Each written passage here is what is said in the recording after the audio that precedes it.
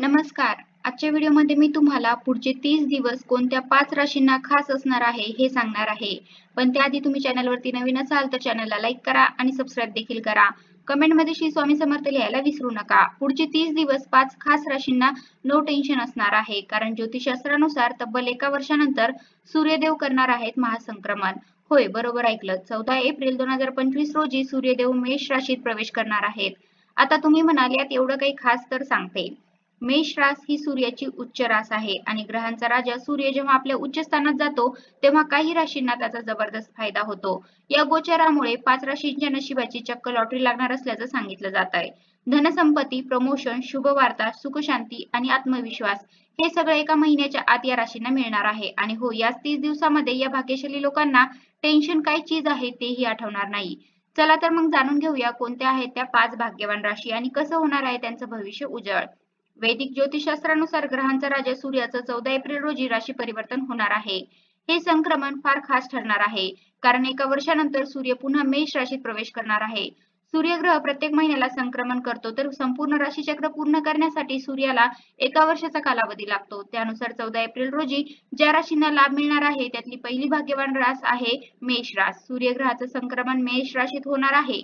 मेष राशीचा मंगळ आणि सूर्याशी मित्रत्वाचा भाव निर्माण होणार आहे. त्यामुळे या संक्रमणाचा मेष राशीच्या लोकांना लाभच लाभ मिळणार असल्याचं सांगितलं जात आहे. त्याचबरोबर मेष राशीच्या लोकांचा 7.5चा परिणाम या काळामध्ये कमी होऊ शकतो.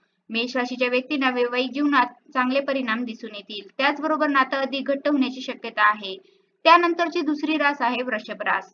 सूर्याचं संक्रमण वृषभ राशीच्या लोकांसाठी फार लाभदायक ठरणार असल्याचं सांगितलं जात आहे. या काळात तुम्हाला करिअरमध्ये अप्रत्यक्षपणे लाभ मिळेल. तसेच देवी लक्ष्मीची कृपा तुमच्यावर राहील. त्यामुळे तुम्हाला अचानक धनलाभ होईल. सरकारी नोकरी करणाऱ्यांना चांगलाच लाभ मिळेल. या काळात तुमचे शत्रू देखील तुमचं काही बिघडवू शकणार नाही.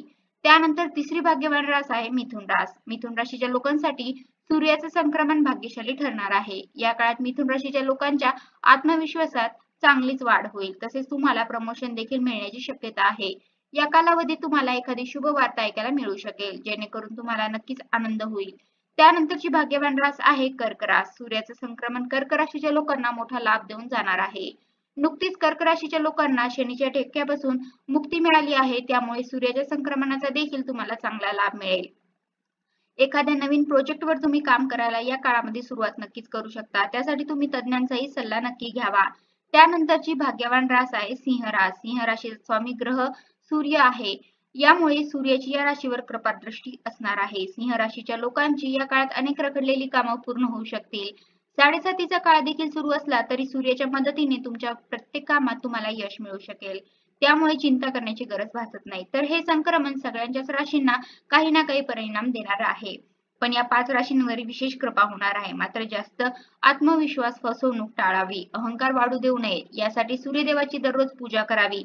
सकाळी तांब्यात पाणी भरून सूर्यदेवाला अर्घ्य द्यावं. आदित्य हृदय स्तोत्र किंवा सूर्याष्टकाचा जप करावा. कुठलीही नवी गोष्ट सुरू करताना शुभ मुहूर्त आवर्जून पाहावा. तुमची रास उदयामध्ये असेल तर ही तुमच्यासाठी सुवर्ण संधी आहे. या 30 दिवसात प्रयत्न करत राहा. सूर्यदेवाची कृपा तुमच्यावर आहे. शिवाय सूर्य उपासनेमुळे तुम्ही तुमचं नशीब नक्कीच उजळू शकता. तर तब्बल 1 वर्षानंतर सूर्य महासंक्रमण करतोय. 14 एप्रिलला तो मेष राशीत येतोय आणि याचे जबरदस्त फायदे या 5 राशींना मिळणार आहेत. या राशीत तुमच्याही राशीचा समावेश आहे का? कमेंट करून नक्की सांगा. तर अशा प्रकारे आजच्या व्हिडिओमध्ये मी तुम्हाला पुढचे 30 दिवस कोणत्या 5 राशींना खास असणार आहे हे सांगण्याचा प्रयत्न केला आहे.